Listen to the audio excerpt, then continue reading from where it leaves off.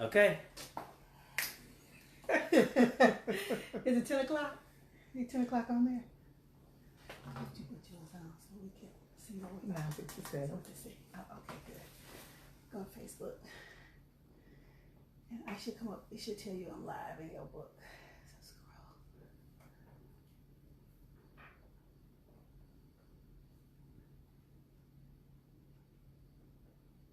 scroll. Ann Perry's watching. Okay. I can't see the last. Are you my friend? Mm-hmm. Why you can't see me?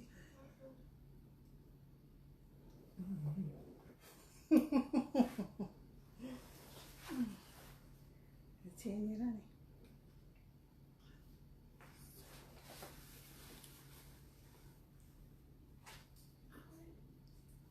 Oh, there it is. So how do I share? Start. Share right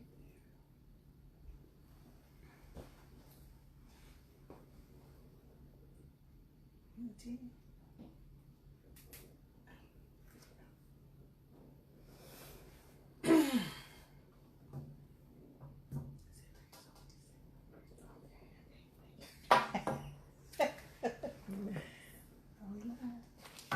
Is it 10? Yes. Okay, Close it's enough. that 59. We on? You got it? Yes. Okay. So, good morning, Facebook family, and welcome to the kitchen table. Good morning. I am Dr. Nedra Washington, I'm Tabitha Holmes. and we are here today to discuss school suspension and expulsion. We are here to answer some questions. We are here to probe into the minds of parents when it comes to school suspension and expulsion in early childhood education. And that will be our focus. And so if you have any questions, please chime in, let us know. We'll do our best to answer those questions. But we're going to go ahead and get started. We're trying to wait, for a couple of people to get on. But first, let me just give you an overview of who we are. So we are BCDI Dallas-Fort Worth. We are one of the many 25, 30 affiliates of the National Black Child Development Institute that is housed in Washington, D.C. and in Maryland. We are an organization that advocates for children and families through education and through advocacy, and advocacy being policy. So what we do is we try to provide resources and workshops, seminars, these types of things for families and children. Tools, yes, who may be struggling or, even just want additional information to strengthen their family. So that's what we try to do here at BCDI Dallas-Fort Worth Metro, is we try to provide those tools necessary to empower those families so those families can help to empower their children. If you would like to email us, our email is dallas@affiliates, and that's AFFILIATES.nbcdi.org. That is dallas@affiliates.nbcdi.org, and then we'll give that out again at the end of our kitchen table conversation. Additionally, we do have a website, so you can always log into the website and just kind of see some of the things that we're doing. You can go to www.nbcdi.org/affiliates/Dallas.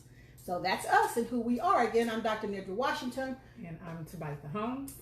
And we are here to talk about school suspension and expulsion in early childhood education. So what happened is the national office did some research on school suspension and expulsion. And it's part of our Delivering on the Promise initiative. So what that entails is particular instances where Black children disproportionately are being suspended in early childhood education. And when we say early childhood education, we're meaning age 3 to 2 years old from school. Second grade. Yeah, second grade. Yeah, I'm sorry, 2 years old. Second grade, I'm sorry. So we wanted to talk about that and wanted to know if there were some things that maybe you had experienced with this particular initiative. Have any of your children ever been expelled or suspended from school from an early care facility, from a child care home, for whatever reason. What we did do is we pulled the student code of conduct from numerous school districts. We pulled Dallas, we pulled Fort Worth, we pulled Arlington, we pulled DeSoto, we pulled Cedar Hill, and we pulled Grand Prairie. What we found is that many of the districts do address school suspension and expulsion. However, the only school that addresses school suspension of expulsion of early childhood is Dallas.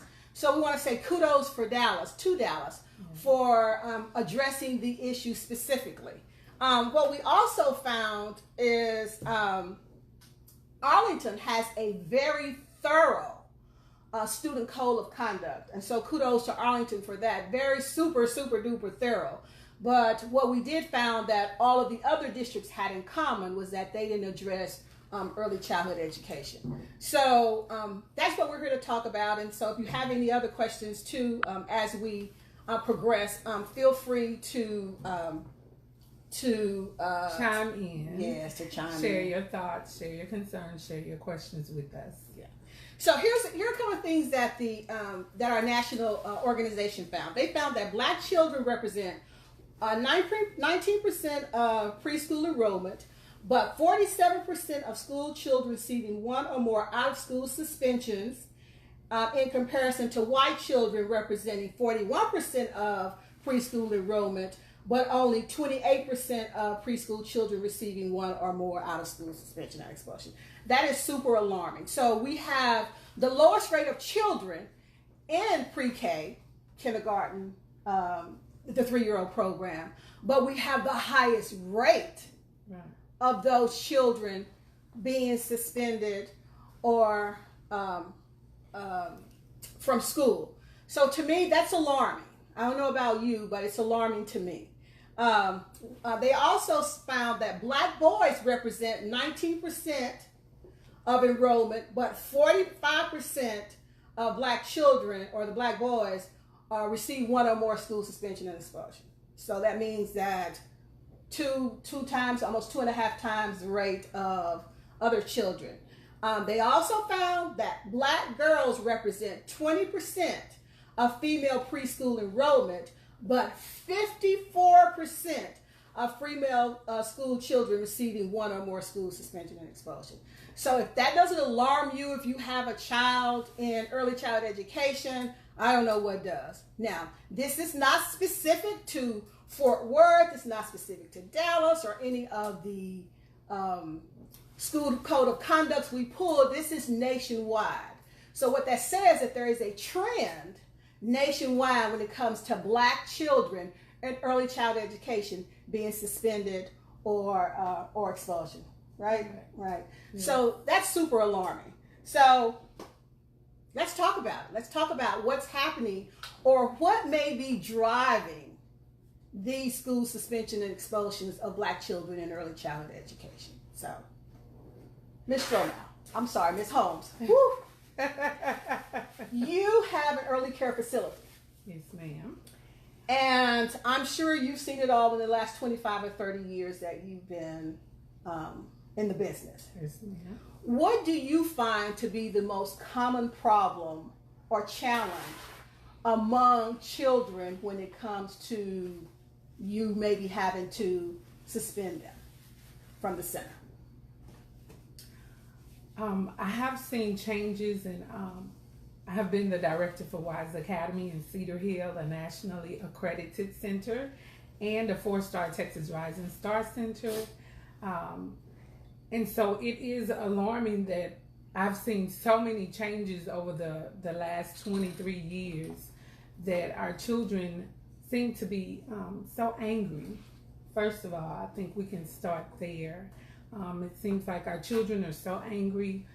Communication between the parents and the children and the parents and the center, the staff, there's a disconnect sometimes, whereas not saying that parents are not as concerned, but it seems like years ago, parents were extremely concerned with the education of their preschool children.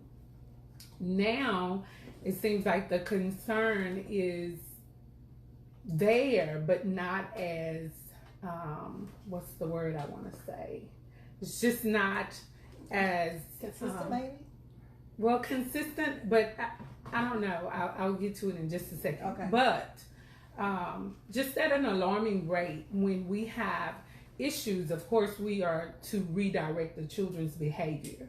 And so as we redirect the children's behavior, sometimes it works, sometimes it does not, but we have to be consistent, and that is the only type of discipline basically that we are supposed to use being an accredited center. So when we redirect and continue to redirect, sometimes teachers need another avenue of help or assistance from myself, or even through receiving trainings, receiving some type of tools to put in their toolbox to utilize in the classroom when they are working with the children. Mm-hmm. Sometimes I do have to step in and assist with behavior. Of course, for me, it is a matter of communicating and sharing with the child what our expectations are, what we need them to do, and then asking why is this behavior exhibited, knowing that we never ever consider a child bad or have bad behaviors. It's just a behavior that needs to be corrected, and so we focus on the behavior is what we should always focus on. And so you try to get the children to communicate, talk, and express and share a concern of what's going on, why are you feeling the way that you're feeling, to try to help them learn vocabulary to talk through the reasons for why they are having or struggling at the time with their emotions. We do teach children about emotions. We teach children and expand their vocabulary, giving them simple words of I'm angry, or I'm upset, or they hurt my feelings, or this is how I felt. So we have to do the open-ended questions with the children to get them to get involved and communicate and express and learn how to share their feelings and their emotions, which is not something that's taught. We can tell children all the time, fix your behavior, or you know better than that. Well, if they don't know, or if they haven't been taught, then they don't know how to fix it, or they don't know what better than that is. So we have to, in turn, teach children how to express and share their feelings. So I guess my question to you is, so you believe that the driving source of the school suspension and expulsion is disciplinary actions, right? It's the discipline of the children, or the lack of regulated behavior with children. Right. Okay. I do. And I feel like if teachers or professionals or practitioners are well trained on how to communicate with the children, conscious discipline is the new thing now. That if you are able to get a child to understand where they are, creating this safe environment for a child, then they are more apt to be able to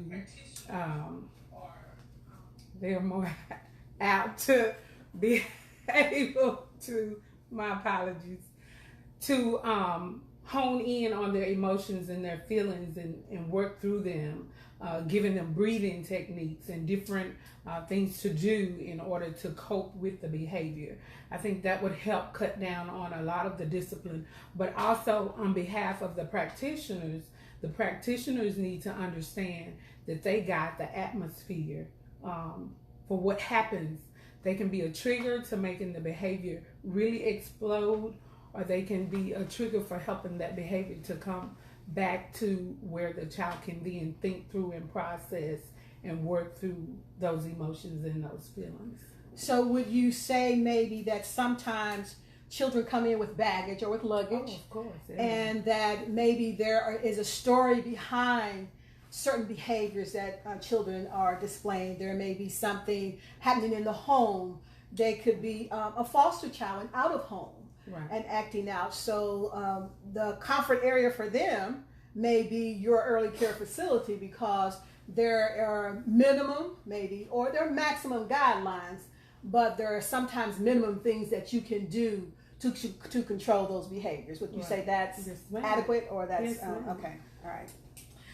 Okay, so Quinn, are there any questions over there? I saw 2 comments. Were any of them any questions? If not, we can continue. Oh, no, ma'am. Right now, it's just me chiming in on everything Okay. you are putting forth. Okay, thank you. Okay, so for you out there, we have a question, and the question is, what do you believe is the driving force behind the school suspension and expulsion of Black children in our early care schools and in our early care facilities? Do you believe it's behavior? Do you believe it may be that the child is not connecting to a teacher who may or may not look like him? Do you believe there are regulations there in the schools that do not meet the cultural need of the Black child in the school? There could be a number of reasons, but also, and tell us if maybe your child has ever experienced school suspension and expulsion in any of your early care facilities, or any early care facility that you may have your child in, or in any school, and if so, what was the grievance? And then, do you know the process? A second thing is, how many of us as early childhood providers and or early childhood parents, how many of you have the code of conduct at your school? How many of you know the proper steps if something of this magnitude happens to your child? Because you just can't go up there screaming and hollering. You have to know proper procedure, and knowing policy helps you to fight for the rights of your children. So chime in if you will. Let us know if you have any questions. We'll continue to talk about early childhood suspension and expulsion of Black children in early child education, because the statistics that we read earlier are alarming. So if you haven't experienced it, great. Let's take a preventive type measure to make sure that it doesn't happen to our children. And that's first by, making sure that, we discipline our children accordingly. Right. Because a lot of times what's displayed at home is sometimes displayed when they bring them to the school and or to the early care facilities in the community. Right. So we need to make sure as parents that we are taking care of those inadequate behaviors that may be happening at home and addressing them, because they bring those same behaviors to our early care facilities. Now, recently, before you start that, hold that thought. Okay. I want to comment on 2 things. Okay. Being an early care provider, the dramatic play area is such a great picture to sometimes expose what's happening in the home of children, because when they're in that dramatic play area, then you hear so much of the rich language and things that happen at home. Rich language, wow. That is a great description of the language. Rich language, okay, great. So it has to be a teachable moment for us as well. It seems like there are always teachable moments in the early childhood arena of day-to-day learning and living. And we have to make sure that when we hear certain things or certain conversations going on in the classroom among the children of what they're bringing from home, that we kind of address to say that there's a better way to say something. Sometimes the children are using profanity and maybe are unaware that the words and the language that they're using are very much so inappropriate. And so I share with parents all the time, and they'll say, well, children got that, my child got that word or something from the school or from your center or from another child. My comment is always that our curriculum does not address teaching children profanity or things that are inappropriate, but the teachable moments, we have to make sure that we address the issues that are concerning with what we hear from the children. That's one thing. The second thing is, I'm a parent as well, as you are too. And I had 3 children, and I think some of the issues that help with, I think, as far as helping with the children, well, let me back up by saying I was an involved parent, so I was always at the school. I stop in and ask the teachers, how are my children doing? How are things going? I was always there. I was always present. The teachers knew that they could always contact me if necessary. And I think it's very important that we build those relationships with the teacher who's investing in your child's life. It's very important that you build that relationship, that connection, so they know that you're a partner with them, and it's not I'm coming in as to battle with you against who's better for my child, or I know more, or I know what's best for my child. But I think if teachers are comfortable in knowing that, oh, this mother is coming in, she's working with me, she's concerned about her child, I think that would also kind of cut down on a lot of the statistics that we're seeing nowadays. We have a difficult time getting parents to get engaged with the children, even on a preschool level. And so definitely, as they get older, you feel like your children are more independent and they're able to go to school and get involved and get engaged without you having to be involved and engaged. I have a son who is a sophomore right now at Cedar Hill Collegiate High School, and I'm still up there. I'm still stopping by. I'm still going in, even at a high school level, to make my presence known. And so the teachers are aware of me. They know me. They communicate with me. And if there's an issue, which we don't have, but if there's an issue, I know that teachers will feel comfortable sending a text or sending a message or making a phone call to say, hey, here's the issue that we're having, and let's address it. Let's figure out what's going on so we can, get it corrected. And I think too, just a lot of times getting parents to become engaged, to build that bridge and connection with home and school is what's kind of missing in a lot of our families. Oh. Okay. Wow, good. That explains a lot. So what you're saying is the behavior can be coming from a lot of different places. Of course. Places such as the lack of engagement or involvement within the classroom, or the partnership or collaborative efforts made, put forth by both parents and teachers. Right. So we're not trying to just put all of this on parents, but we try to make sure that in our early care facilities and in our schools that we have professional development for our teachers so that they are well aware of how to get those parents engaged. But then we also know that parents have to care enough to become engaged. Right. And with today's technology, there is no reason why they shouldn't be. Right. I mean, a lot of us have cell phones.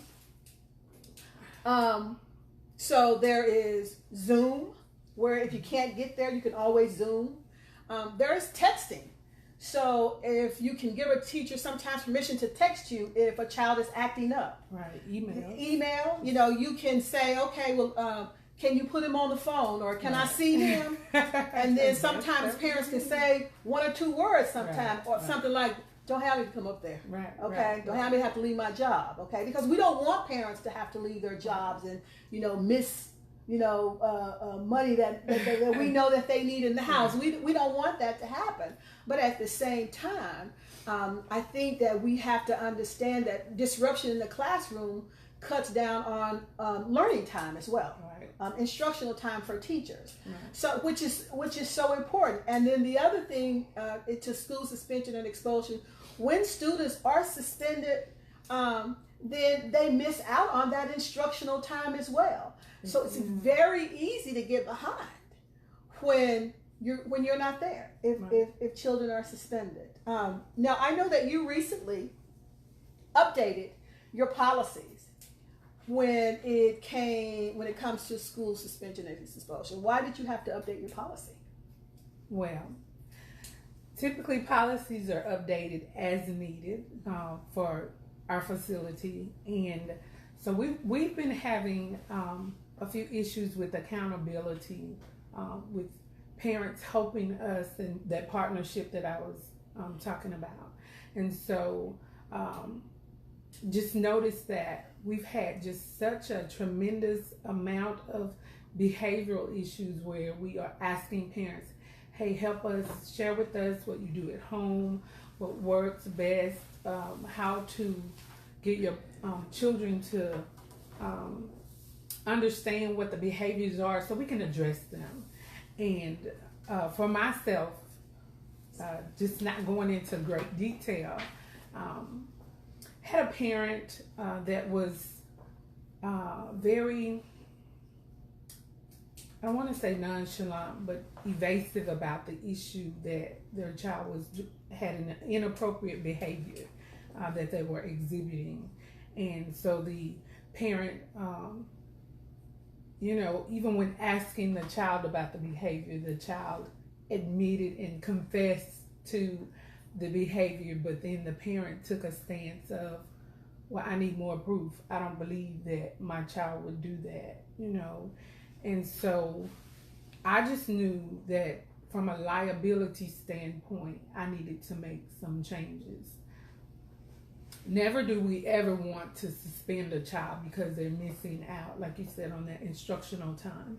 And even for preschool, that time in the classroom, that socialization with their friends, the cognitive learning, the language and everything, fine motor skills, gross motor skills, writing skills, everything that we do that encompasses building that foundation.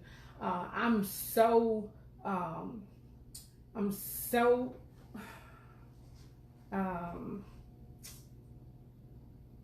what's the word? I'm just dedicated to making sure that the children are at school, and every day we make the best of our time together.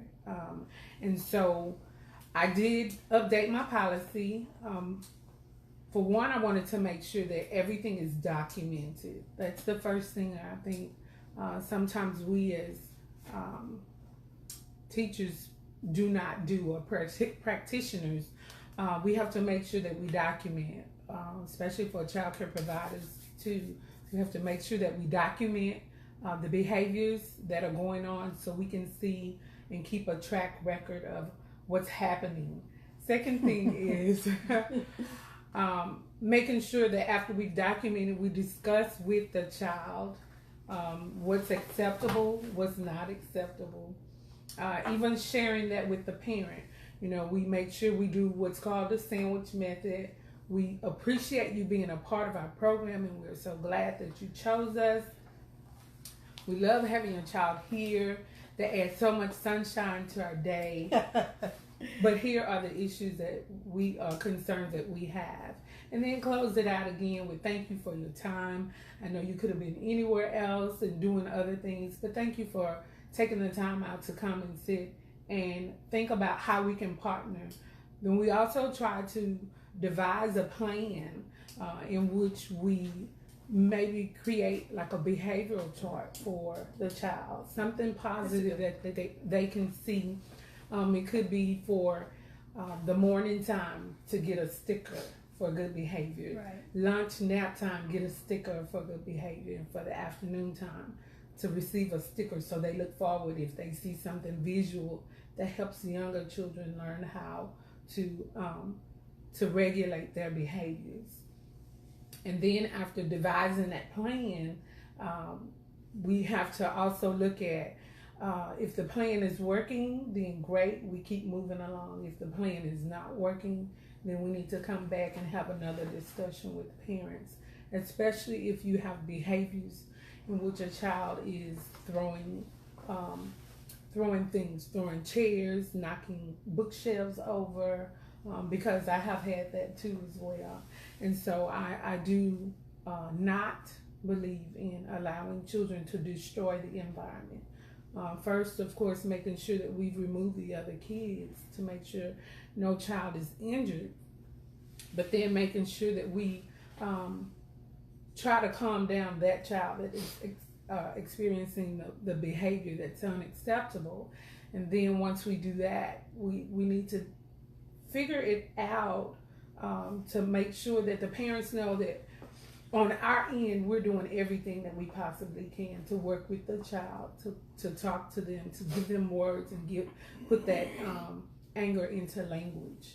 And if we cannot make it work, then we have to possibly depart ways. And so we remain at the center. And maybe the center is not always a good fit for the child. My grandmother used to always say, we can't save them all. But we do try to make sure before we have dismissed the child from our program that we have done we've exhausted every possible strategy and technique and everything that we can utilize in order to help the child and help the family. Okay, great. Quinn, do we have any comments over there that maybe we need to address? No comments so far. No comments so far. So we just got a lot of listeners and no comments. So keep listening, keep watching, and if you come across a question or have a comment that you may want to share with us, please do so. Anytime you feel it's necessary. Okay, so we'll keep going. So you just have to turn on. There you go. Okay. So as far as you updating the policy. Mm-hmm. So what else drove you to deliver that particular? To update that policy. You talked about the behaviors in the classroom and the professional development, but I think there's a liability issue there somewhere. Oh, of course. What type of liability would cause an early care facility to, really retake a look at the policy that they had in existence and continue to update? Well, for myself, definitely being an owner, liability is the area I look at for everything that's happening in the center, from the standpoint of the staff, the children, the parents, everything I look to from a liability standpoint. And if you have a child with behaviors that are, like I said, they're physically throwing things, another child gets injured, how do I explain to that other child's parent that your child just, was injured from a chair or from a bookshelf or something being knocked over?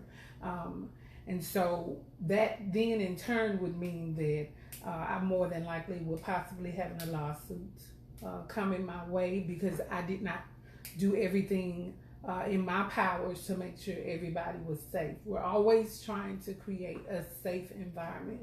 I tell the children, especially when they have a hard time with that separation, when the parents leave during the mornings and they're crying, my words are, it's going to be okay. My job is to make sure I provide a safe place for you while your parents are gone for the day.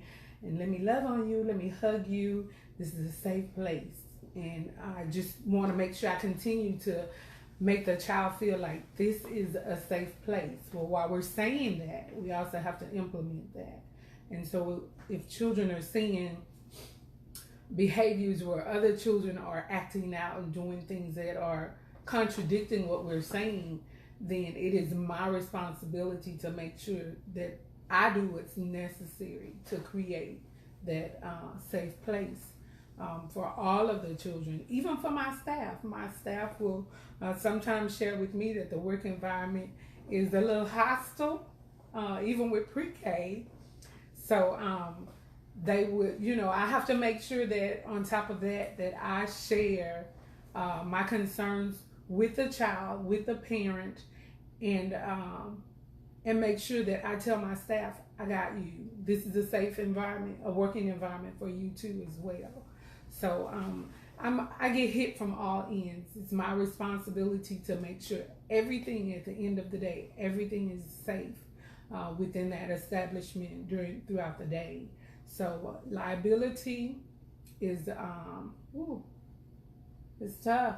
It's tough. It's a difficult job. We wear many hats throughout the day, being directors, and there's so much more being put on us from a day-to-day aspect, with minimum standards, with new laws that are coming out, new regulations, new standards. There's just a lot going on right now, and so liability looks different now than it looked 20 years ago.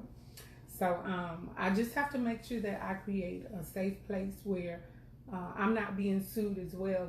Depending on what happens, the state can also bring charges on the director.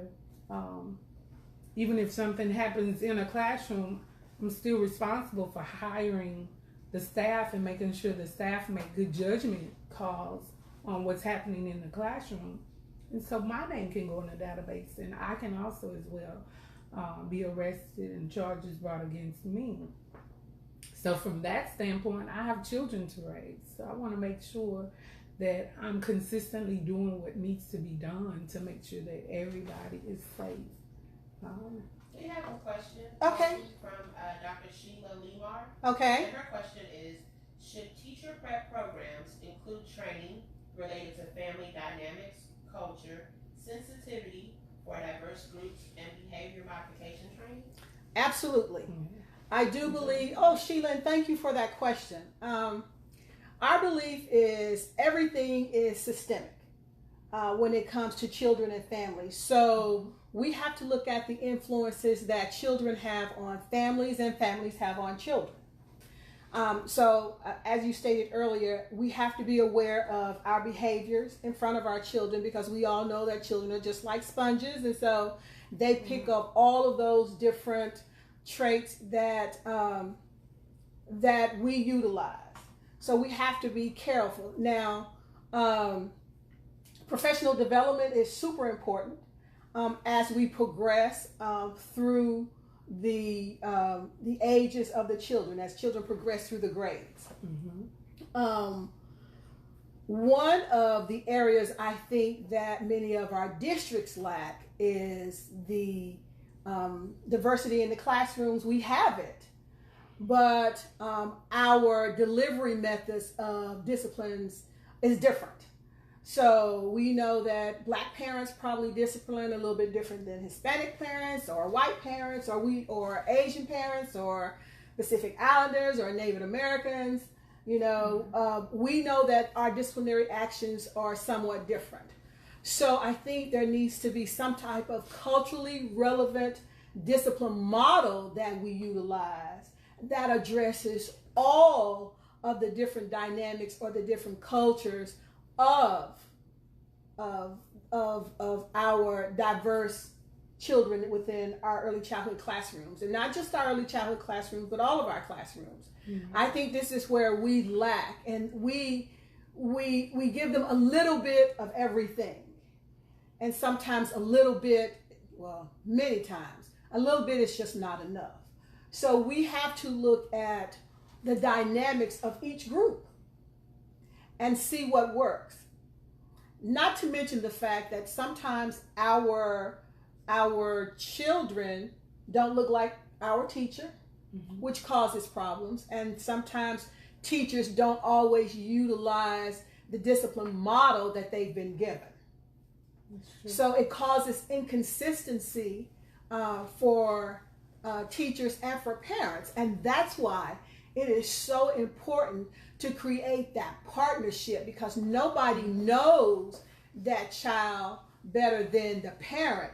However, no one spends more time with that child than the teacher.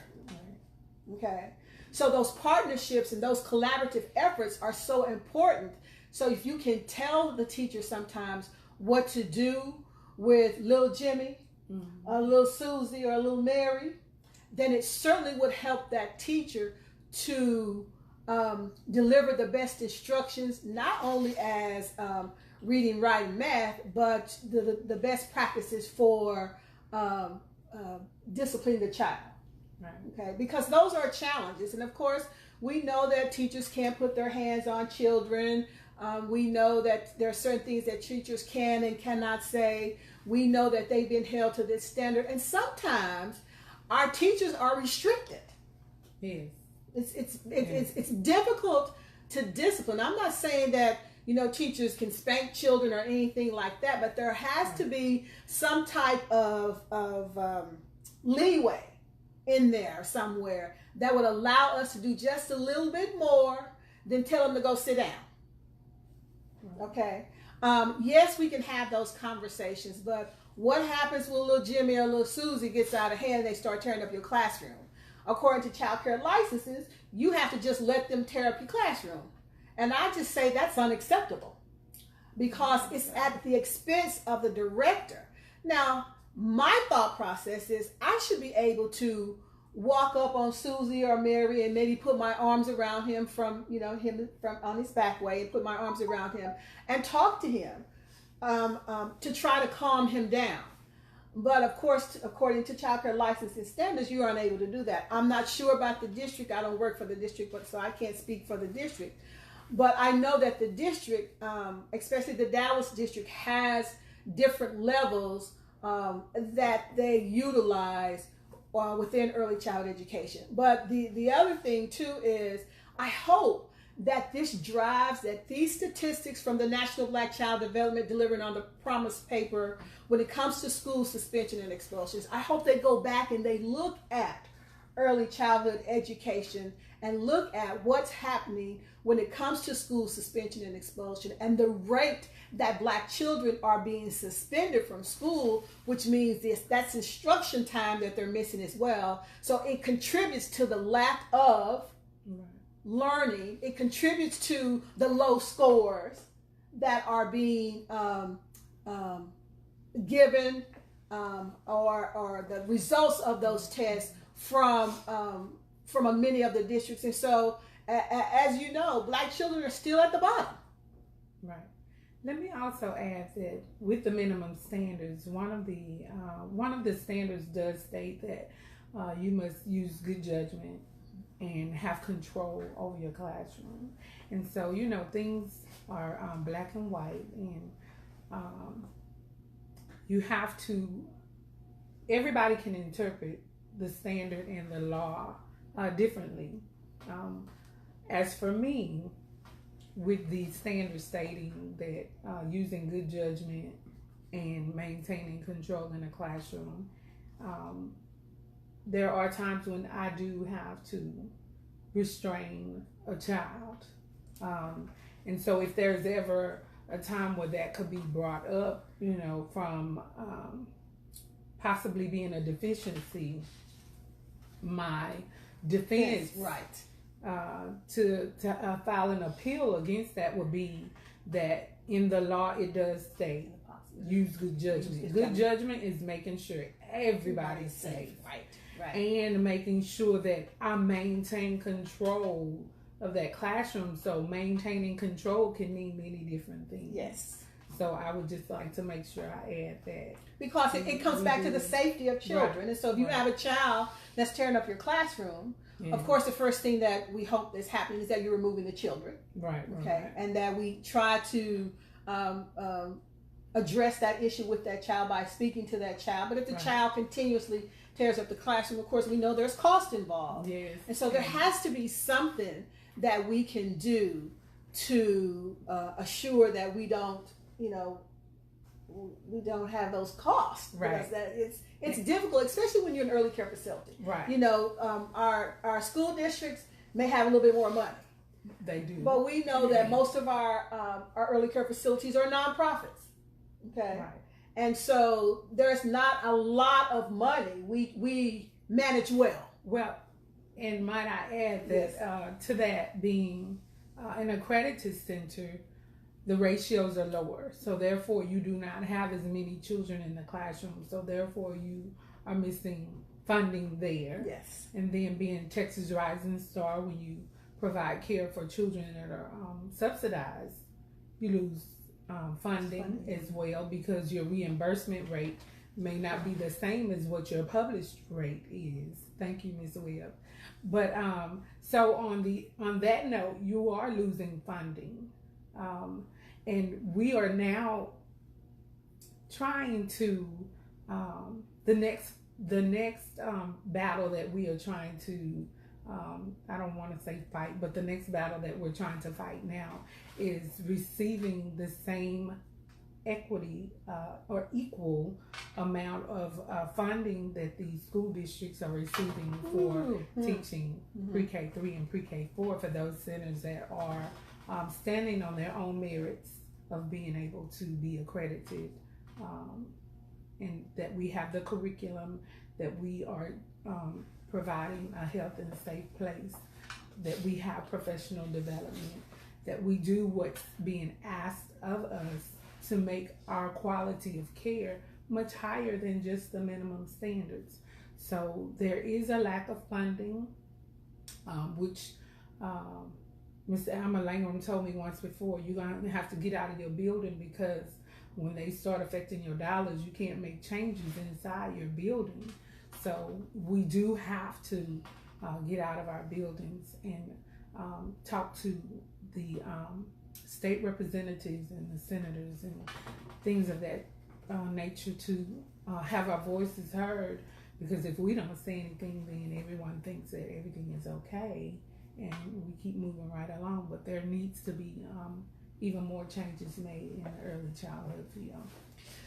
Do you believe, we're going to go back to Dr. Lumar's questions, and so my question to you is, do you believe that much more training in the area of behavior or professional development for all of our teachers? And we know that our early care facilities are governed by a different body than our school districts. We know that our school districts are governed by the Texas Education Agency, and that we know our early care facilities are governed by child care licensing. Right. There are some overlaps, some similarities in how we run things, but there also are big differences in how we run things. So how many hours of training does child care licensing require for early childhood facilities who have 2, 3, 4, 5-year-olds?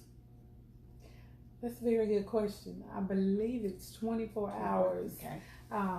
And the reason why I'm yearly. Yes, annually. The reason why I was kind of puzzled, because I do require more hours of my staff. I believe that the more training we have, the best practices we're able to implement, and the more we know.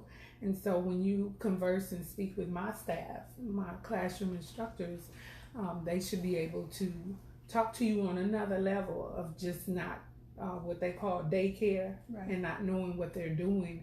They should be able to tell you what the standard says, what statistics says, what research shows, and that can only happen with, to me, through training and education. So I do require, typically most of my staff have about 50 to 60 hours. Oh, that's great. Yeah, that's great. Annually for those that work in the classroom, because we're consistently attending trainings. They have to attend something every month. And then 3 times a year, I believe we do conferences together. And so even as a director, I typically will have 70 to 80 hours or more at the end of the year. So I model what I expect for my staff to do. And so I think it's detrimental that we, when we know better, we do better. Right. And so training is imperative to what we do. So we know that we've talked a lot about the early care facilities in the community, and that's because that's where we are and where our passion lies. We haven't talked a whole lot about our school district. So let me talk a little bit about the Dallas district and just what I know. And again, I just want to say kudos to the Dallas Independent School District for having policies already in place for pre-K through 2nd grade. Right. So Dallas has what they call level 1, 2, 3, and 4 offenses, and I think level 1 and 2 addresses early childhood education, which I'm really super thankful for. I don't know exactly the data that Dallas has when it comes to suspension and expulsion. I remember giving my students a assignment for this once to find out what the school suspension and expulsion rate was for Black children, and it was very, very, very, very difficult to get that data for their assignment. But they were able to go online because I think they looked at Mesquite and Dallas and Arlington, some of those things. And then also when you call them, of course, you get put on hold for quite a long time. But nonetheless, they do have a policy or policies that address school suspension and expulsion. So my hope is that the rate is low because there is a policy in place. For the other districts, and again, I was only able to look at their student code of conduct, and I did not see anything that addresses early childhood education.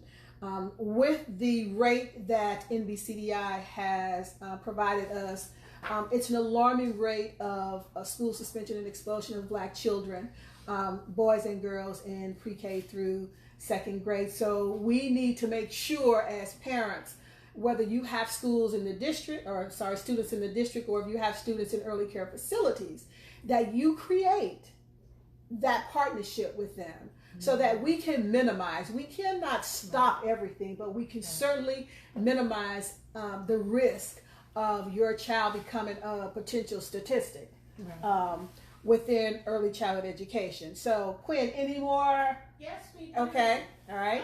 Dr. Lemar proposes another question, and I'm thinking this is stemmed towards Ms. Holmes, but we'll see. Okay. Next question is, the child care industry has been known to pay the low wages for teachers working directly with children. What can be done to keep teachers motivated at providing the optimal service to the children that are in their care? That's a very good question. Super good question. Thank you, Dr. Lumar, for all those super good questions. We are desperately working on the answer to that question. It is a low-paying industry, basically because of the rates that we are charging now for care. The rates are based on a market cost of care. And we are asking now that the rate be based on the cost of care, of what it takes to really, the cost of what it provides to take care of and implement a quality program. So those are two different things. The market care cost is where they take everybody and take an average, and that's what they come up with, and that's what you receive especially for subsidized care. But you also have to look at the area in which you are providing care. You have to look at the income. You need to do an analysis of the income for the area around you in which the parents and families that you will be catering to, because it would be nice to charge top dollar, but if the area that you are taking care of and working with and that you are planning in the community, if the community cannot afford that, then the community will then search for family members, unlicensed child care centers, in-home care, and put their children in unsafe environments. So we are now working on, and that's, like I said, that's my next issue, is to try to find a way that we can receive the same dollar amount that the school districts and the charter schools are receiving. There's really no reason why we should not. We are expected to make sure that our staff are trained, our classroom instructors are trained. Well, with that being said, once they receive certain credentials, which they have to take college classes, once they receive those credentials, then they can actually use those credentials and go into the charter schools and the school districts and make double, because the school districts are receiving an average daily rate, which is an ADA, which is way more than what we would even dream of receiving on a day-to-day cost of care for our children. And so with Texas being an at-will state, we can require classroom teachers to sign a contract with us and remain so the children can benefit from the teachers receiving their CDAs for their child development associate credentials. But I lost my thought. But let me just say, with it being an at-will state, the teachers can quit at any given time. So we try to do small things, small incentives with our teachers, recognizing them for special things that they've done. And let me also give a shout out to Ms. Tarvia Wise from Wise Academy, who one of our children was choking the other morning, and Ms. Wise implemented the Heimlich maneuver because the child was saying, help me, that she was telling me. And I was trying to do some administrative things at the time. But that's, you want to make sure your staff are qualified and well trained. So I make sure everybody has CPR and first aid certification. But Ms. Wise implemented the CPR first aid Heimlich maneuver, and the object popped right out of the child's mouth. Wow. And so I have been trying to figure out how do I get her recognized on a larger platform, because everybody forgets about the child care industry. But so I try to do small things, making sure that I recognize my staff when they do things well. Teaching lessons when they do a great job, or an activity that went well. Even just to say high five, good job, that was wonderful activity. I was listening. I really appreciate the way you were connecting with the child and communicating and talking with them and engaging them in conversation, and the open-ended questions that you were doing. So I try to do small things. Gas card, lunch. I try to provide lunch on a weekly basis, breakfast, so they can get energy too as well. Because we do come in to work with things, from home, and it's hard to say just drop it at the door.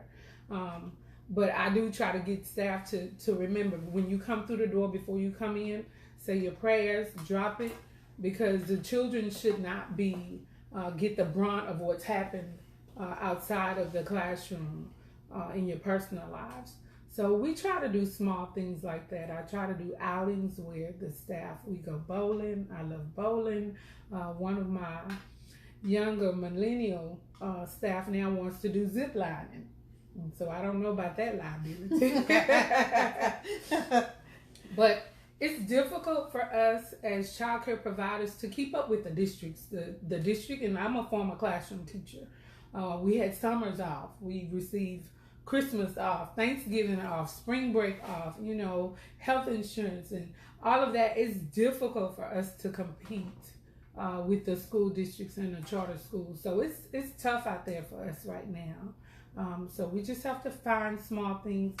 Hats off to Kirk Holmes, my husband, that fixes the staff cars and does maintenance on everything. And they'll say, they got a lot of perks, don't they?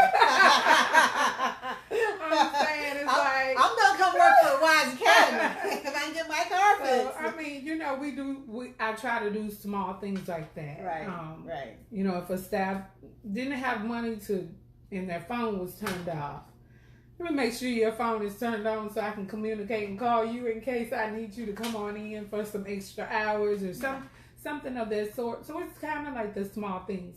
Another hats off to Trina Brown, which is one of my classroom instructors that's been with me for 23 years. Yes, I was going to say, you've got staff that has been with you for a long time. Yes. Can you imagine 23 years in an early care facility in the community?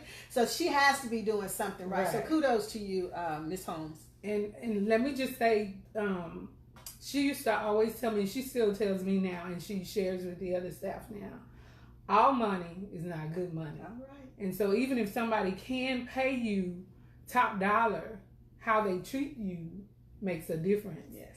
And so if I can pay halfway close to 3/4 of top dollar and treat you well and make you feel appreciated, that's better than going to work. And I have friends that say they sit in the car in corporate jobs where they're making 6 figures and cry before they go into work.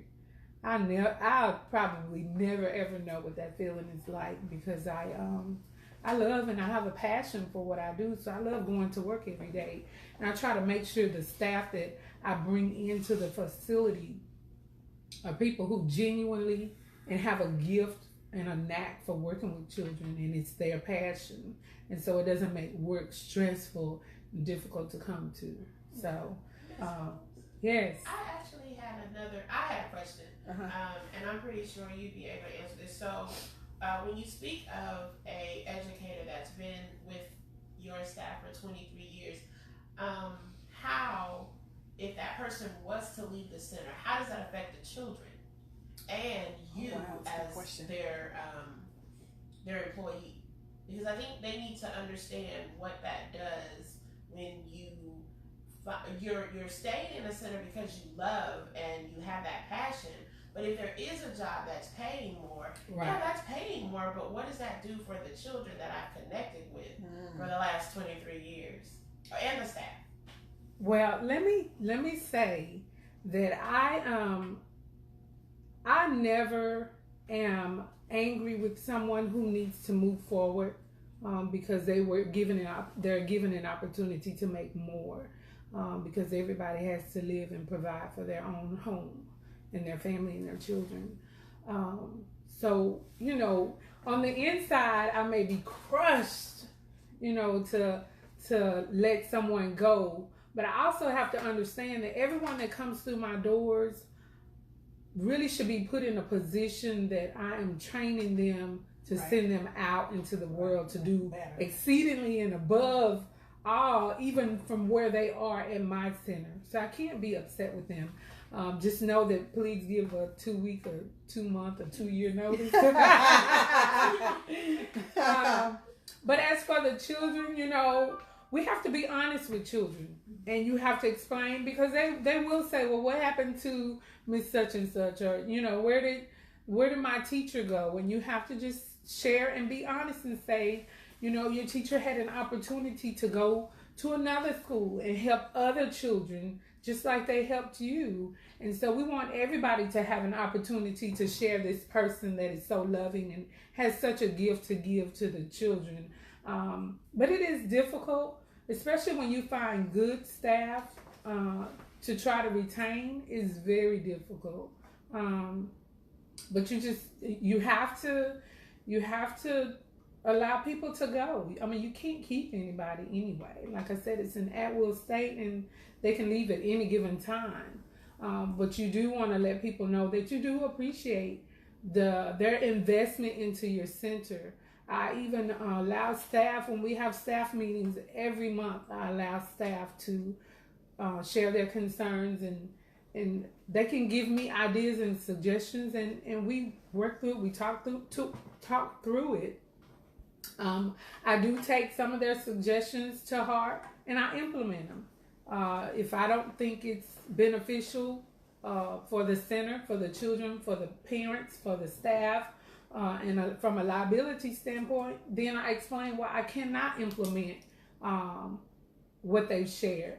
But I think it's important also for staff to feel like they are investing and having a say-so in their work environment.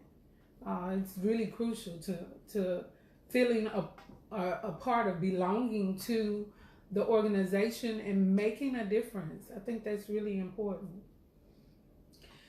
Okay, any other questions or comments, Quinn? Not yet. Not yet. Okay. So let's continue to discuss school suspension and expulsion. So what we've addressed so far are the behaviors of some of the children, and the behaviors can be a driving source of what may be happening in the home, right? Yes.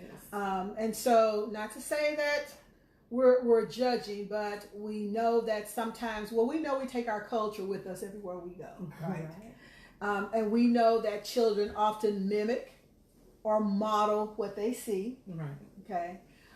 We also know sometimes that parents are very tired, sometimes so they allow children to get away with certain behaviors, and then children believe that they can bring those behaviors to our schools and to our centers, which cause more problems because it hasn't been addressed in the home. So I guess my leading question again is, why do you believe, or why is it that so many Black children throughout this country are being suspended in early childhood education, 3 years old, the 3-year-old program through 2nd grade? Mm-hmm. Those statistics, again, are just alarming to me. It's almost to say it's a sad commentary to say that these children are being suspended at this rate. So again, you have 19% of preschool enrollment. Black children represent 19%.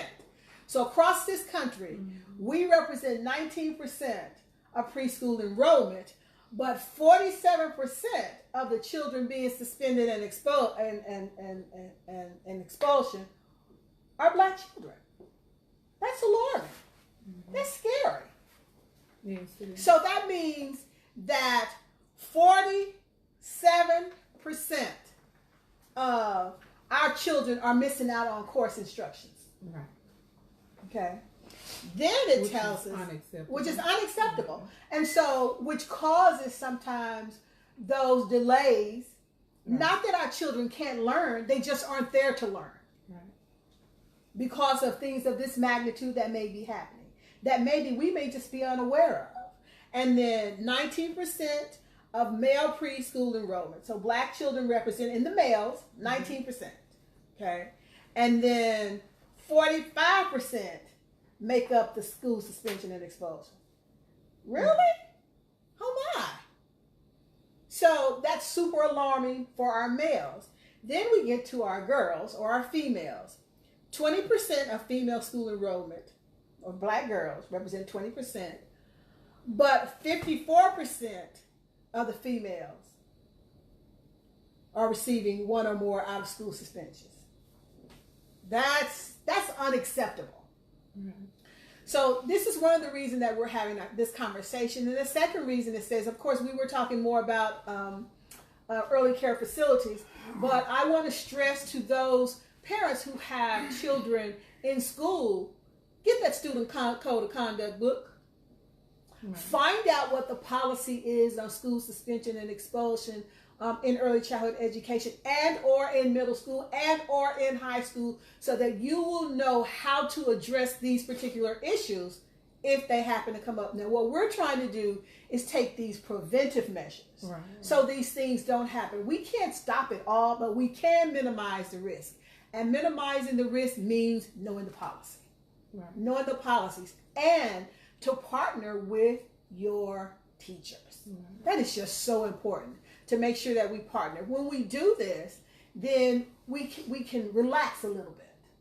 If there's a partnership, as you stated early, if teachers feel comfortable, and or if parents feel comfortable, if they trust that teacher that says she has the best well-being for my children, right, at heart, then I'm gonna trust her. But it doesn't happen overnight. This is a process, mm-hmm, and this is how we begin. And then parents, you got to answer your phones. You have to care enough to come. Right. When we have open house, when we have meet the teacher, we have meet and greet, when there are programs, we have to attend. And not just athletic programs, but educational programs as well at the school. Mm-hmm. Because this is the beginning of those partnerships or those relationships that our parents and children should have. And then let me also add, you said to answer the phone, but when they're with their children, get off the phone. Yeah. Yeah. We were just talking about earlier, Diane Sawyer had a segment on last night about how much time is spent on devices, and the children are now so prone to getting on phones and tablets once they get home, There's no communication to see how's your day. What did you do today? What did you learn today? Even parents as well are busy on the phone. And I know sometimes parents, job or work is possibly done through your phone as well. But I think it's very crucial. But when we were growing up, the kitchen table was always, the place where we ate together. Yes. And had conversations. Yes, our parents would ask us, well, what did you do today? How was school? What did you learn? Did you get in trouble? I heard this happen. I heard that happen. Or if we had a phone call. Right. So the mother would say, why did Miss Jones call me this morning? Right. And it wasn't what did you do?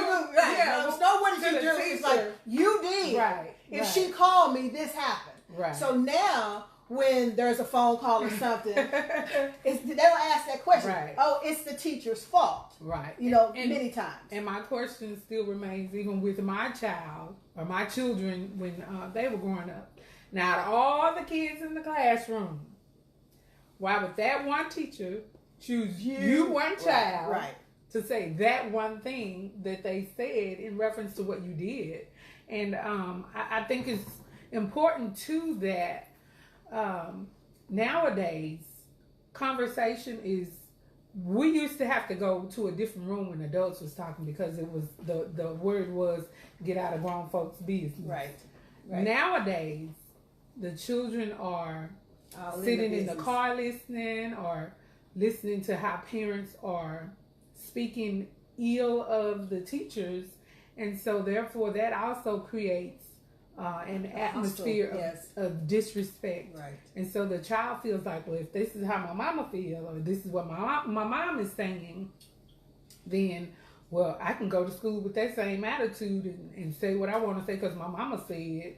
And so therefore, and not saying it's happening in every household, but I think a little bit of that is because parents have not taken the time out to teach the children what is acceptable and unacceptable as far as behavior. And so if you have those conversations now while you're at the table eating, or even if you're sitting on the sofa eating or whatever, conversate with your child to ask them how their day was and what happened. And so you can also even shoot an email to the teacher, hey, my son mentioned this or my daughter mentioned this. Is everything okay? Instead of coming, like defensive, combative to the teacher, because it should be where you're working together in a partnership, not pointing fingers and saying it's your fault. Right. You did this. Yes. Yeah. Accountability is so important, and I also think too sometimes we're setting our children up for failure because we're not holding them accountable for anything. Children can act up, and we've seen it, just this past week in my center. Unacceptable behavior. Maybe a child is spitting on another child, and then the parent goes, after we've shared the concern, the parent go to the snack machine, purchase fruit snacks, here you go. It's going to be okay. Don't worry about it. So it's like there was no conversation had to say, they dismissed it. This is unacceptable behavior. We do not spit on each other. That's disrespectful. It's unhealthy. And so that's something that you cannot do. And so children keep thinking that, okay, if I can do it now, then when I get into the workforce, that behavior is okay. But then somebody presses charges and you have to go to jail. I share with parents all of the time, even in pre-K 2 and 3 years old, we teach them the word comply. I think the word comply is really important. And they're like, well, the kids don't understand that. We give our kids a plethora of vocabulary terms to understand. And comply is one of them. And we teach parents that they need to learn to comply. So when things happen, they already know I need to follow the rule. But if there's an issue, I need to share that with my parent and let my parent discuss it with that adult. So it's an adult to an adult conversation. It's not on me to go into the school and then try to act like I'm an adult and I'm a child in a child's place and address an adult. you know, and in a manner with unacceptable language, Right. rich language. Rich.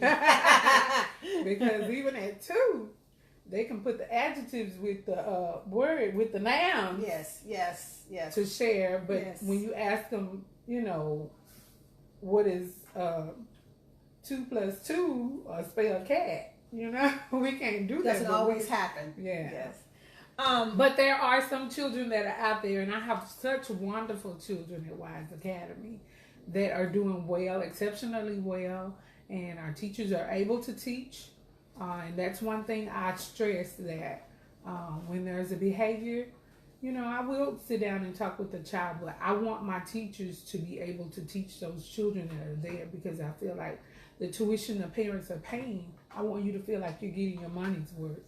And so it's my responsibility to make sure that the teachers are able to have that classroom instruction time to do what they need to do with the children on a daily basis. There was something else that the National Black Child Development found, and it said that studies indicate that Black children are less likely to enroll in high quality, culturally affirming early learning environments. That is so true. Let me say that again. Studies indicate that Black children are less likely, we didn't say more likely, less likely to be enrolled in high quality, culturally affirming early learning environments. So if school suspension and expulsion is occurring, and we already know that Black children are less likely to be enrolled in a high quality one, less known just enrolled period, with school suspension and expulsion happening, then that's 2 strikes Right. against Black children. Right. So parents, again, let's find that code of conduct, student code of conduct. Let's find out what the policies are. Let's create those partnerships. And then for our school districts and or our early care facilities, professional development is crucial Right. to addressing these particular issues. Let me kind of touch on that Sure. statistic. And so based on from my research and my own research, based on a lot of families, depending on where parents work, sometimes parents have to use the bus system in order to get to work, and it's a matter of convenience. So I choose what's conveniently close, because I gotta get to work is a concern that some parents have. And so it's not a concern of, let me find the quality center, because it may be a few more miles out of the way from the bus line. Cedar Hill does not have public transportation, so therefore you would need to have transportation in order to come to us in the suburbs to get that quality care. But so it's more of, I think parents look for convenience. Okay. And so with that convenience, then you the child doesn't receive what they could possibly be receiving if you take the initiative to do a little bit more to get them enrolled in a quality child care facility.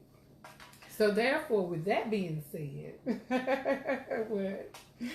No, I was going to say, and so that's where we come in as the Black Child Development of Dallas-Fort Worth Metro. We have tons of resources. Yeah. So let's just say, hypothetically, that your child may not be enrolled in a high quality learning environment. Contact us. We'll provide you with the resources that you need, but then that means that the hope is that you are then spending a little bit more time with your child, and that you're able to teach from the resources that we've provided for you, and so that your child doesn't fall behind, even though they may be in a not so high quality, culturally learning environment. Because we know that all children aren't, but it does not mean that they still can't receive some of those resources or some of those learning instructions, parents will just have to step in at that time, right? And do that. And then we want parents to be able to do that anyway. We want that parent-child interaction, okay? But we also want parents, yes, we want you to be able to provide them with instructions, but we know that you send them to school so that our teachers and our practitioners can do that. But it's very difficult to do that if the classroom is always being disrupted. Disrupted. Yes. And it happens sometimes, more times than not. But the hope is that our teachers and practitioners in early care facilities and our school districts have provided professional development for those teachers, so those teachers can implement those strategies that they've learned, and hopefully that they are working, so there is a minimum of disruption within the classroom. Right. And sometimes the children are acting out in the classroom because they may not know how to do their work or need assistance and help.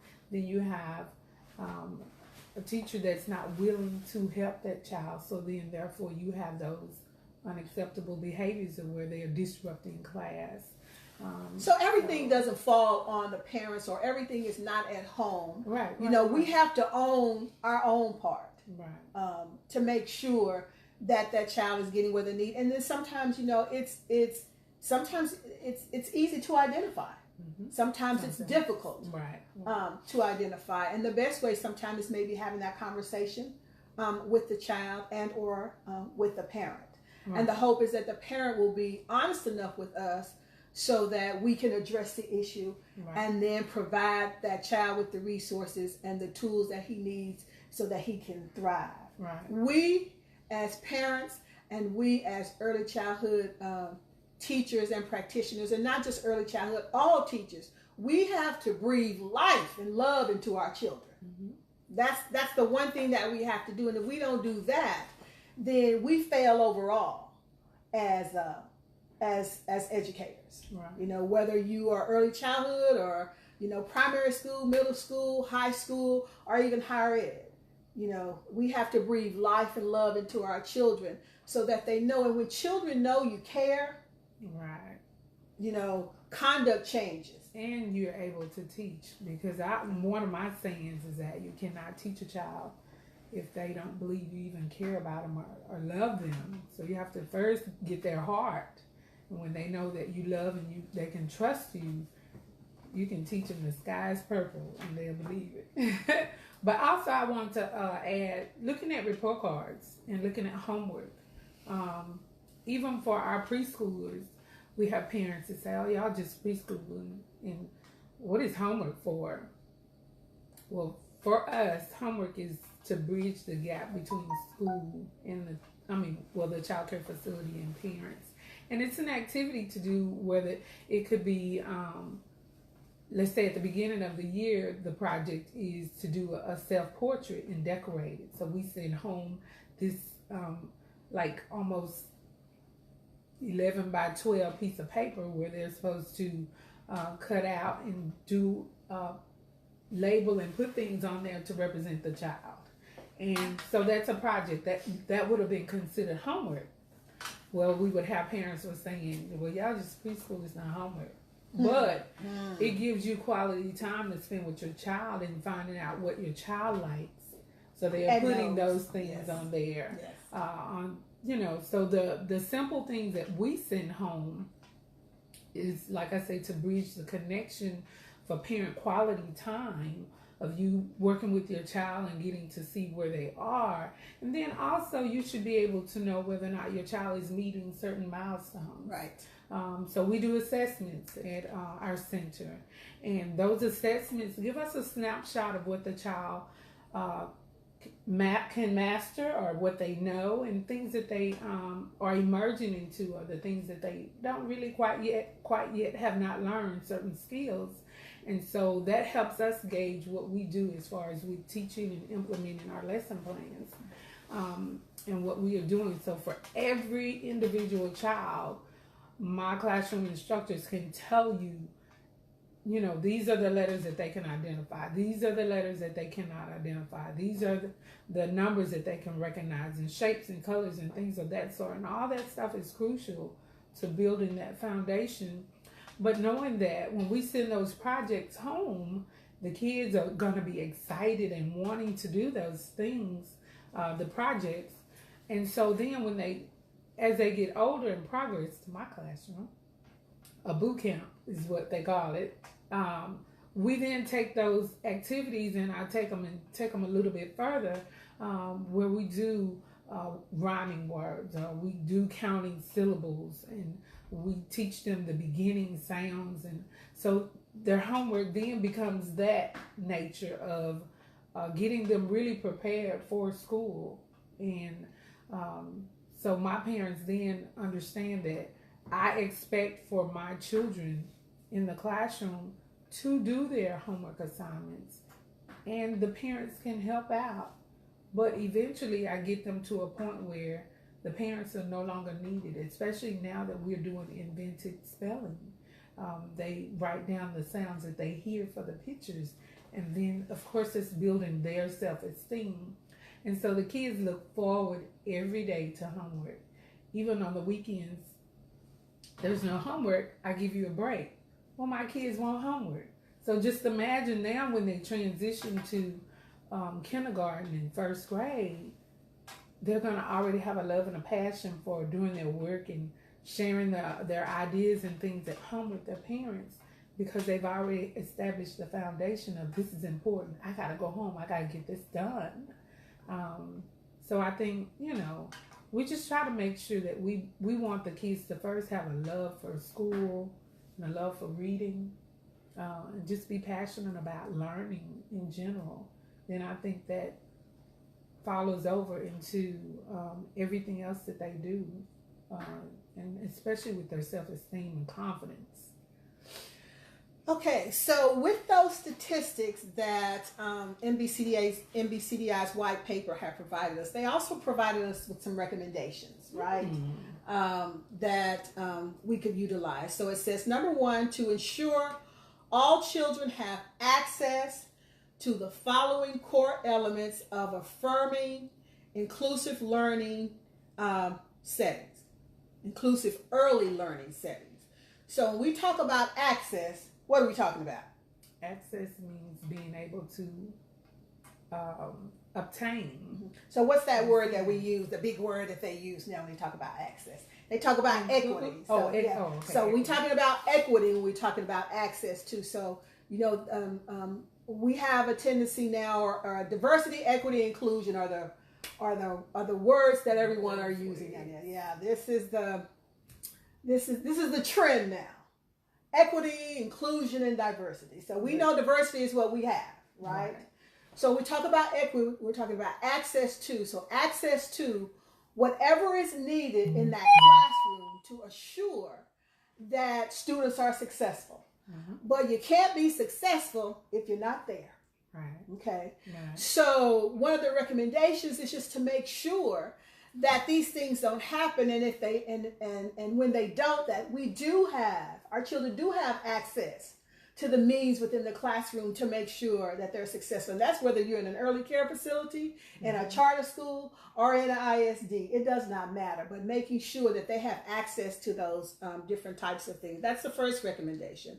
Then they kind of broke it down. They said family school partnerships, culturally responsive practice, high expectations of children, social learning, social emotional learning, which is a big thing now, especially in our charter and ISDs, but in the early care facilities, we've always looked at the child holistically. Yeah. So we've never just looked at cognition, right, or the cognitive development of children. We've always looked at the whole child, where we looked at social, emotional, physical, and cognitive learning. Mm-hmm. So now one of the other buzzwords now is social emotional development, which in the early care facilities we've always looked at, because you can't look at one without looking at the other. And so most of the time in our school districts or our charter schools, they look at cognition or pedagogy. and that's the instruction that's given to the children in order for the children to be able to learn. But you can't learn without developing. Right. So you have to develop Right. before you can learn. So that's one of the differences that we have in our early care facility as opposed to the ISDs. Okay, and we're glad that they're coming around. Kudos to the ISDs for addressing social emotional development. We're happy to see that. But don't forget about the physical development too. Right. Because again, we have to look at the child holistically, and in order for that child to learn and to develop properly, you have to look at all 4 developmental domains. You just cannot look at the instructions of how the child learns, but you have to look at their social and emotional development as well as their physical development as well. So that's just coming from a developmental perspective, which is what we look at. Okay. All right. So the second recommendation was implement system level reforms to support the core elements of affirming inclusive early learning settings. So we have to make sure that we implement those reforms. That we know that everything is not going to remain the same, and we know that sometimes we have to update policy. Mm-hmm. That some of these old policies that are still in place are just not working for our families. Right. So that means that some of the old policies that you have in the schools or in your early care facilities are not working either. Mm-hmm. So they need to be updated so that we can meet the needs of the families and where we are now. Family dynamics have changed. Mm-hmm. Yeah, it's just not that traditional family anymore, that mother-father thing working. Mm-hmm. We have a variety of different dynamics when it comes to our families now. And a lot of grandparents. And yes. And a lot of grandparents. And, generational homes too. Right. We have, we have, 2-parent, homes, same-sex parent homes. We have blended families. We have step-parent families. We still have some non-traditional families. We have those generational families. So there are a lot of different variables when it comes to the systems of our families, but we still have those old policies and procedures in place that need to be updated. So we need to update our policies and procedures, in Austin and in our homes. Right. Because we cannot use those old systems that we grew up on, because the children are totally different. Now, our principles should probably remain the same. Right. Okay, those don't change, or they shouldn't change, and some of them do because some don't see the way we do. Mostly they should stay intact, but we have to look at our delivery methods, our instructional methods, how we talk to our children, what we do in front of our children, what our children hear, what we allow them to say, how they are, what activities we do, how we include them, how sometimes we shouldn't include them depending on certain things that we do. So let's look at that inside of the home, not just outside of the home in our school districts or our early care facilities, but also in our homes as well. Okay? You want to add anything to that? Quinn, do we have any questions over there? Not yet. Okay. So let's keep going. The licensing standards for our early care facilities need to be updated. Right. Okay. They update those consistently. Okay. So they need to keep updating. So come on, child care licenses, keep on updating. We're on your side. So, but they do need updating as well. Let's see. There was. Let's see. And speaking of, when I first started in the child care industry years and years ago, the book was probably about maybe 50 pages, and now it's about 350. There are a lot of changes that are consistently happening with child care licensing. Of course, as you know, when things occur and happen, that's typically when they make changes to creating a standard or the law. So it definitely is being updated. There are new updates, sometimes almost annually, for child care licensing. and you have to stay up on it and know what's going on. So. I think that's a great point, and I also think that we have to remember that the practices and policies that are created, we have to make sure that they are conducive to all cultures. That it's just not, because we know in the past that everything has been created based on, white families. It is what it is. Right.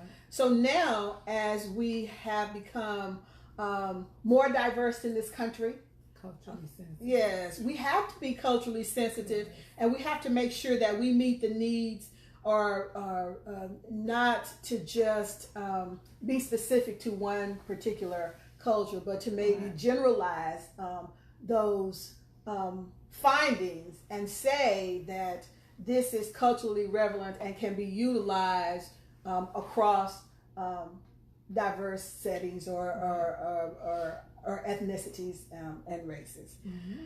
Okay, so let's see. So one of the other things that NBCDI has recommended is characteristics of inclusive and affirming learning environments. So they said, number one, collaboration, relationships with families. So we have to make sure that we have great relationship with families. We also have to make sure that we connect to their home language, traditions and lived experiences. Right. So we have to be respectful of those different ethnicities, and that if they aren't, if they can't speak English, we still have to be respectful, and that's what we have these different languages being taught in our school districts, and focusing mainly on ESL, because we have a lot of Hispanic children coming into the districts, into our early care facilities, and so we have to make sure that we meet the needs of everyone. Right. We want equity and inclusion in all of our classrooms. That's what the one thing we want to make sure that's happening, because we know that diversity is what we have in our early classrooms, early childhood classrooms, and our early care facilities. We know that inclusion is access to everything, and that the equity is the access to it, and that the inclusion is making sure that those that are in the classroom are respected, and that they're valued, and that they're cared for. That's what we want to make sure of, and that if you have those particular students who have an exceptional need, that we make sure that there is an environment within that classroom that they can still feel cared for, feel respected, valued, and loved in the classroom. And then number 3 was fun and engaging learning content that incorporates children's racial and ethnic heritage within caring family and community type environments. Now, I think this is one of the things that is lacking in some of our classrooms. It says fun and engaging learning content that incorporates children's racial and ethnic heritage. So what that means is that we should look at all of the ethnicities in our classroom, and our learning instructions or our curriculum should address these things. So if you have a curriculum that's not addressing these things, you're using the wrong curriculum, because 9 chances out of 10, you have at least 3 different ethnicities in your classroom, a minimum of 3.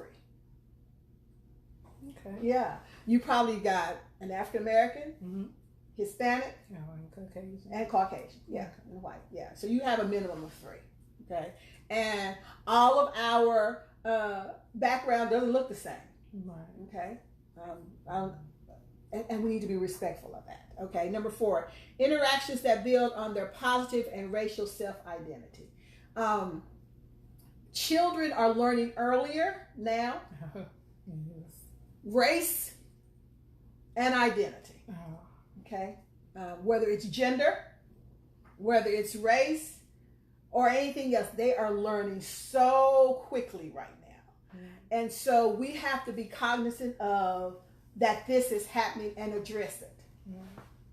And it's okay if my hair is kinky or curly. It's okay if yours is straight or curly. It's okay if my skin is dark. It's okay if yours is light, but we just need to be respectful. And so that is one of the things that we need to make sure that we teach, and that children shouldn't be ashamed of something of this magnitude, because we know, especially with Black children, they're ashamed. Why can't my hair be straight? Because we believe that that's the norm. Okay. We haven't always grown up. Many of us, I have. Many of us embracing who we are, as Black women and or as Black men. Right. So we need to make sure that no matter what the race is or the ethnicity of the children, that we make them feel comfortable in their skin. Right. And let me also add that at our facility, a part of our curriculum is making sure, especially at the beginning of the year, we're teaching I love me. I love me for the color of my eyes, to the color of my skin, to the type of hair, being short, being tall, being fat, being skinny, just everything, or obese. We have to watch our language, but we teach that. And of course, to have books that you read to the children so they can see pictures, part of being accredited. We're supposed to have pictures and portraits around the classroom of different cultures, and so children get to see that it's okay to be like that. Oh, look at that picture, they're smiling on there, and they're wearing, it might be children from Ethiopia, or children from Africa, or children from Australia. The clothing is different. So of course, in your dramatic play area, you have different type of clothing so the children can pretend to play and be a part of that culture. But I want to also just stress that having books and pictures for the children to become a part of and see and be exposed to. Exposure is so important, that our children are exposed to knowing that I don't have to be like you and you don't have to be like me, but I can still love me, you can still love you, and we can still get along and be friends. Just because you're a different color or a different culture, we can still be friends, we can still respect one another. So we have to teach those principles early on with children. And so once we lay that foundation, then, it's laid, and the other behaviors that are taught come, at an expense of whether I want to take on that value of not liking you because of, how you look. But I think we need to first lay the foundation the correct way, that we should all accept one another. Whether you're able to see, you can be blind. We teach sign language at the school. We teach, we do it all. So you learn to accept people for who they are. So I think that's important.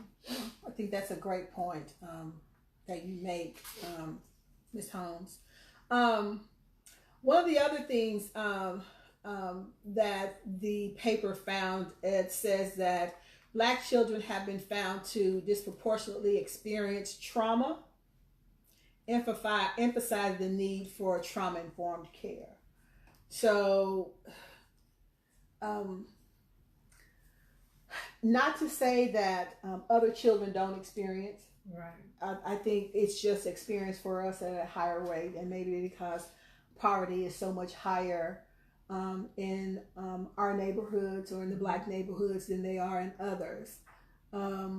So there are variables, lots of different variables that we have to take into account as to why maybe sometimes suspension and expulsions are happening, that they're just not happening because they're Black children. Right. They're happening because sometimes we have single parent homes.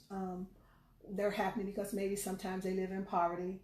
Right. That it's happening sometimes because there's only one income in the house. It's happening because sometimes one parent is always at work. Right. And so sometimes children are taking care of other children. Right. So there are many different variables that play into school suspension and expulsion, and we're not dismissing these types of things. What we are asking parents to do is to do your best to minimize these risks. Right. And that if these things are happening, ask about resources that are available that can help you to help your children. Here at BCDI, Dallas Fort Worth Metro, we have a ton of information that we can provide to parents so that if you're experiencing some of these things, or if your child has been suspended from an early childhood facility and or a charter or ISD, reach out and we'll do what we can to help you. We're not going into a district or to a charter school or anybody's early care facility and try to tell them what to do. What we are going to do is provide you with some information and the steps in addressing the issues in the right direction. And that's why it's so crucially important that you know what the student code of conduct is when it comes to school suspension and expulsion of your children, whether they be in early childhood education, whether they be in elementary school, whether they be in middle school or high school, that you have to know the policy.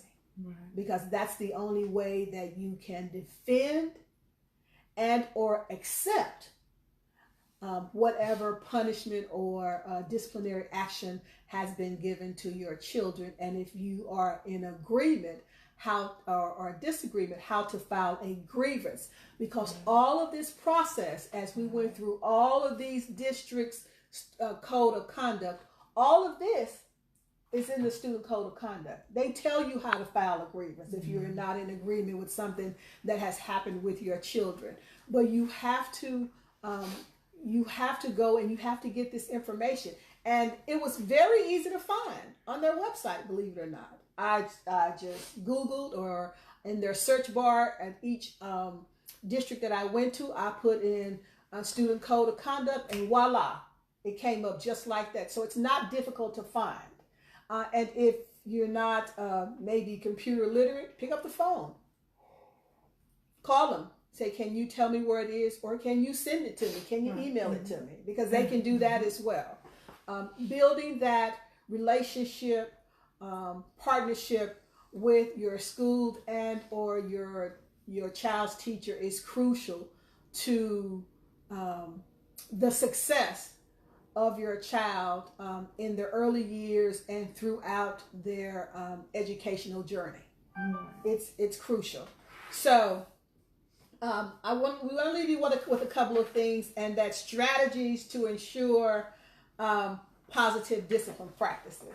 Because our thought, just based on what we've talked about, is that maybe a lot of the school suspension and expulsion may be behavioral driven, and or it may be the lack of professional development that some of our teachers may have within the district and or the early care facility. So the first is to program-wide discipline systems that clearly outline strategies that support and encourage expected behaviors, including defined teacher expectation, procedures for good record keeping and decision making. So we need systems in place. As we stated earlier, Grand Prairie, Arlington, Cedar Hill, DeSoto didn't have anything for early child education. Dallas did though. So we're saying to you, or asking these districts and all the other districts, to make sure that you have some policies in place for early child education, because based on the paper and the research conducted by the National Black Child Development Institute, many of our ISDs do not have anything that specifically address early childhood education. Would you agree? I agree. Okay. And then the second is clearly defined classroom behavior systems across the program, with each educator directly setting expectation and routines for typical classroom activities, such as how to ask for assistance and monitor. Each teacher should have positive interactions with children, providing pre-corrections as a reminder. And let me say real quick too, with that thought, I have a teacher, Miss Lister, that can tell you about every child that's in the facility, of how they come in, what what they do throughout the day, or what they like, what they dislike, or when this child comes in, they need a few minutes to get it together before they sit down and eat. And I notice she does that, and it's just amazing to me. So she's passionate about her job too. But as a classroom instructor, get to know your kids. Yes. Get to know the children that are in your classroom. Know what they like, know what they dislike, and she's excellent about knowing what they like and dislike. And so that also helps with, when you're talking to the parent, hey, I noticed that your child, likes this or that or whatever, however, and then the parents are like, she really cares about my kid because she's taking time to get to know them. I think that would also help out with some of this, the issue that we're also having with expulsion and suspension. Yeah. So I agree. With that being said. And the other thing on top of that, piggybacking on that, is that the systems that we have in place with our early care facilities and our ISDs are so different. Yes. So it's sometimes difficult, and and I'm on your side right here, school districts, to get to know those children because you're on such a schedule. Everything is okay. The clock is starting, and this, and this has to be done before that hour, 15 minutes, or 45 minutes, or whatever the time is up. Right. So, but there is a but. Yeah. But I also believe that that's where your creativity comes in. Right. So if it's nothing but meeting them at the door,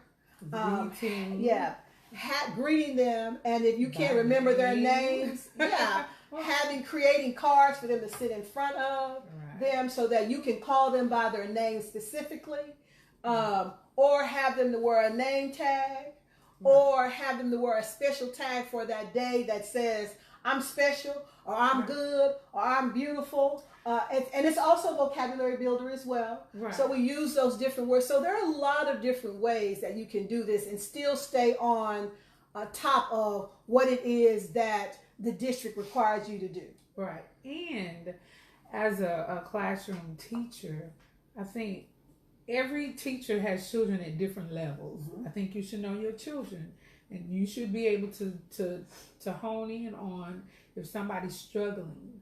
Yes. I think that, is the requirement, or not a requirement, but it should be just part of your tools that you need to make sure you take the initiative to try to hone in on a child that needs help, or that's quiet, withdrawn, and have just a little conversation. You need to know your kids. Right. And then sometimes, for those of us who do know our children, we know when there's something wrong. Right. Behavior changes. If you've been to any of our trainings, which you're welcome to, we'll talk about that before we close. But understanding the signs of possible things that could be happening. Doesn't say it has to be happening, but when there's something wrong because the behavior of the child changes. So we do know that when something is wrong. And the last of the strategies to ensure positive discipline practices is individual child support systems are in place to provide more specialized, comprehensive, and customized support for children who don't respond to whole program school approaches. Woo! Okay, go on NBCDI. These systems are generally team-based and individualized. So those are the three things that they recommend just based on the research they've done when it comes to strategies to ensuring positive discipline practices. Now, if you would like a copy of the paper that we have where NBCDI discusses delivering on the promise of effective childhood education, school suspension and expulsion, eliminating for Black children, eliminating exclusionary discipline, and concentrating on inclusion. Send us your email address. You can email us again at dallas@affiliates.nbcdi.org. Again, that's Dallas@affiliates, and affiliates with an S.nbcdi.org. So one more time, Dallas at affiliates.nbcdi.org. The other thing that we want to inform you of course, you can go on the website because it's on NBCDI's website.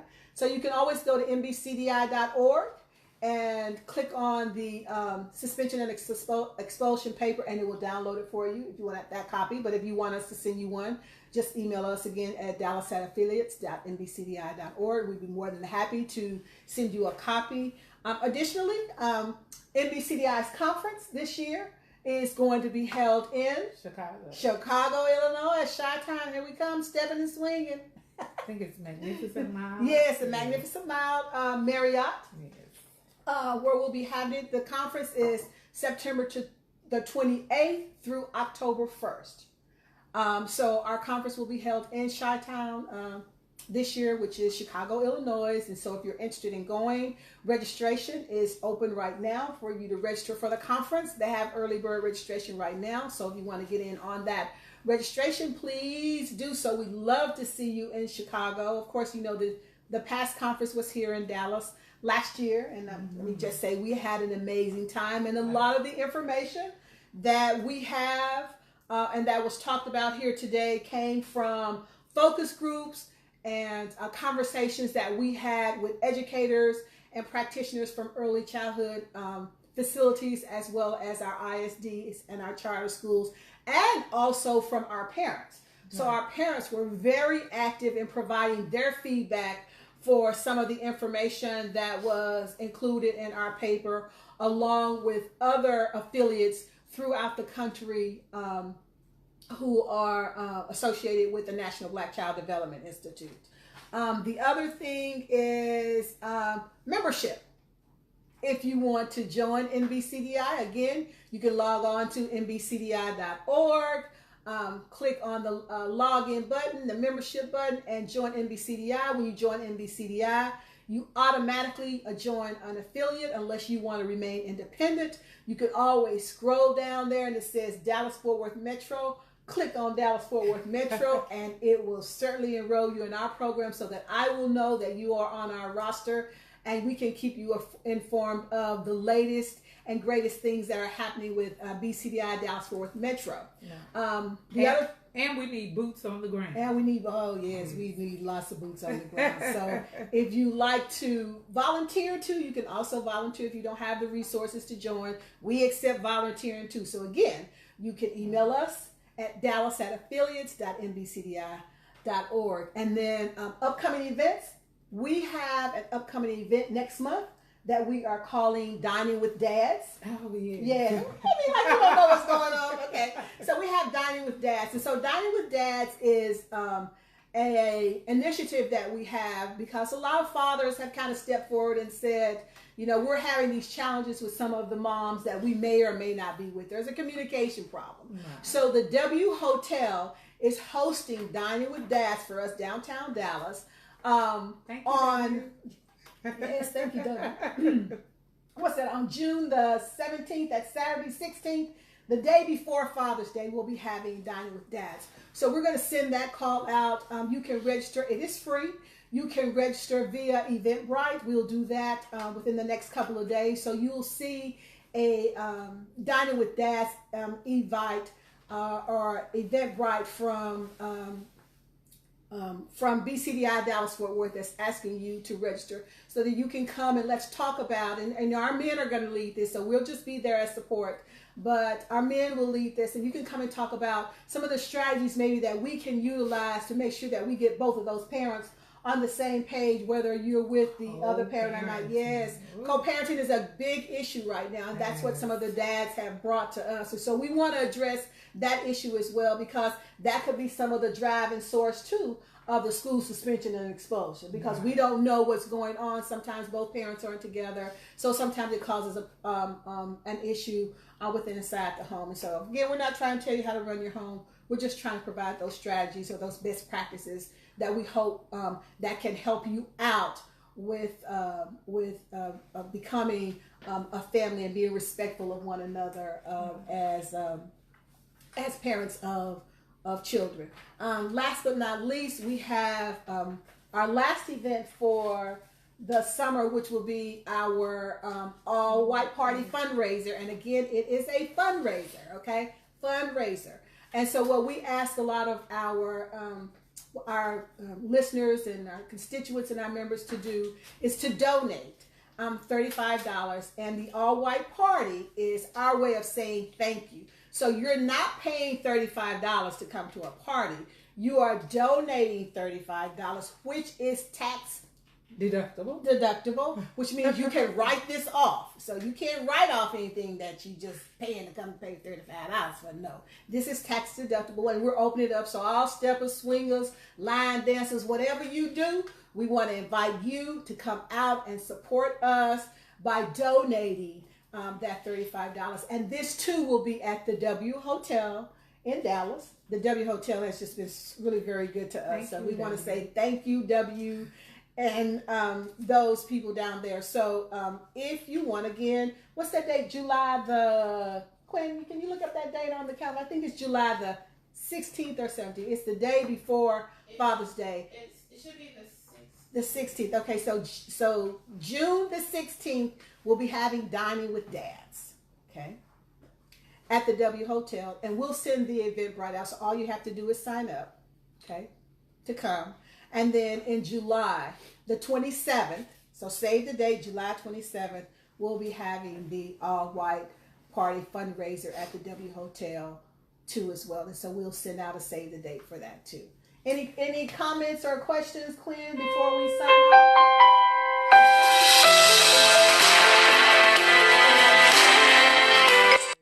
Children, so that we can spread the word and create those strategies that will best help our children, as well as create those best practices. Yes. As well, we do need those best practices that we can utilize for our teachers. And again, ISDs, for those of you who don't have a specific policy for early child education, we are asking you, or we challenge you to create one that will address school suspension and expulsion within early childhood education.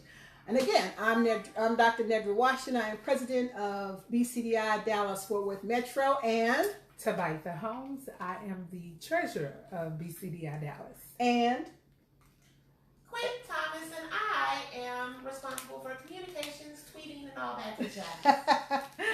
and Ms. Holmes is also owner of Wise Academy in Cedar Hills. Wise Academy in Cedar Hills, which has a 4-star Texas Rising Star and nationally accredited center. Okay. I'm sorry. So once again, thanks everyone for listening. We're going to sign off, and if you have any questions, feel free one more time to send us an email. Again, Dallas@affiliates with an S .nbcdi.org. Dallas@affiliates.nbcdi.org. Thank you so much for joining us. Thanks. Have a great day. Bye.